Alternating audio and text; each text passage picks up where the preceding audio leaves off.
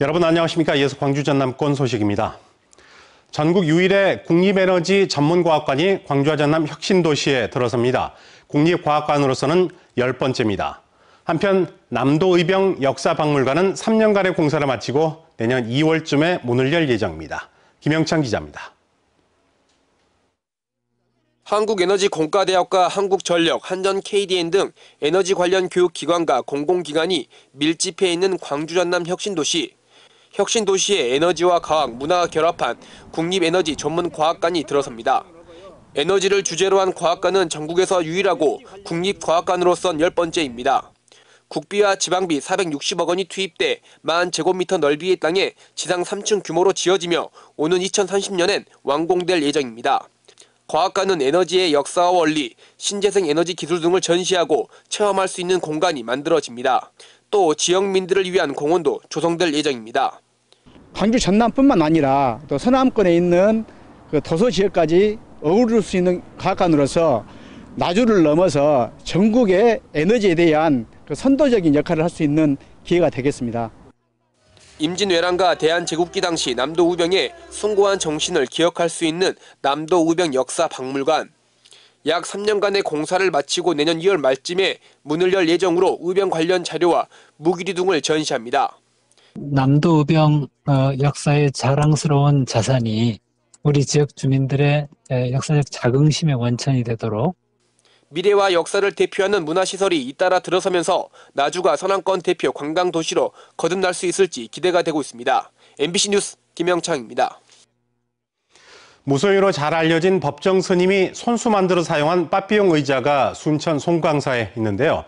최근 이 의자를 정부가 근현대사에 큰 가치를 지닌 것으로 평가하고 예비문화유산으로 선정하면서 다시 조명받고 있습니다. 유민호 기자입니다.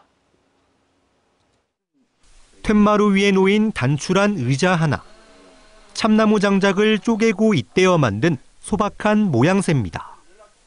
세월의 흔적이 나뭇결에 고스란히 묻었습니다. 불필요한 것은 갖지 않는다.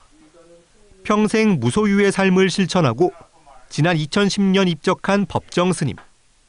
이 의자는 스님이 손수 만들어서 수십 년 동안 직접 사용했습니다. 의자는 빠삐용 의자라 불립니다.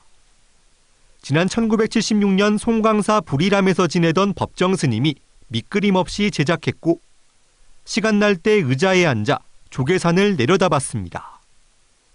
인생을 낭비한 죄로 외딴 섬에 갇힌 영화 주인공 빠삐용을 생각하며 자신도 그러지 않는지 돌아보기 위해 의자를 만들었다고 전해집니다. 그 의미는 다시 말하면은 우리한테 주어진 시간이라는 것은 영원하지 않는데 우리한테 주어진 시간을 소중하게 아끼고 잘 쓰라는 그런 의미로서 스님께서 이제 빠삐용 의자라고 이렇게 말씀하셨어요. 최근 국가유산청은 빠삐용 의자를 비롯해 파란만장한 우리 역사를 보여주는 근현대 문화유산 10건을 예비 문화유산으로 선정했습니다. 50년이 지나지 않았지만 보존 가치가 높은 유산의 훼손을 미리 막고 미래 문화자원으로 활용하기 위해 지난해 처음 도입한 제도입니다. 이 빠삐용 의자를 조금 적극적으로 활용하기도 하고 그리고 지금 있는 상태가 조금 부족한 점이 있다고 하면 보존 처리라든지 이런 것들을 통해서 체계적인 관리를 해나갈 생각을 갖고 있습니다. 생나무를 베지 않고 땔감으로 만든 작은 의자. 청빈한 삶이 묻어난 법정 스님의 빠삐용 의자는 아직 우리에게 울림과 가르침을 주고 있습니다. MBC 뉴스 유민호입니다. 민주당이 불법 당원 모집에 관여한 현직 군수 등 전남 지역 출마 예정자 3명을 중징계했습니다. 민주당 윤리심판원은 불법 당원 모집으로 적발된 현직 군수와 군수 출마 예정자에게 각각 당원 자격정지 2년, 도의원 출마 예정자에게는 자격정지 3개월 처분을 결정해 최고위원회에 보고했습니다. 이들은 주소지를 허위로 등록시키는 등 불법으로 당원을 모집하다 적발돼 윤리심판원에 회부됐습니다.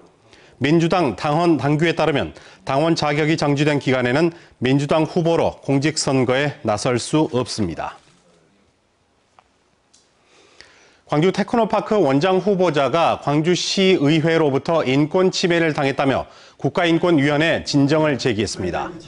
김범모 광주 테크노파크 원장 후보자는 인사청문회를 이유로 광주시 의회가 본인과 배우자의 5년치 금융거래 내역을 요구하는 등 과도한 자료 제출을 요구한 것은 인권을 침해한 것이라고 주장했습니다. 앞서 광주시 의회 인사청문 특별위원회는 자료 제출을 거부한 김 후보자에 대해 부적격 판정을 내리고 광주시장에게 지명 철회를 요구했습니다.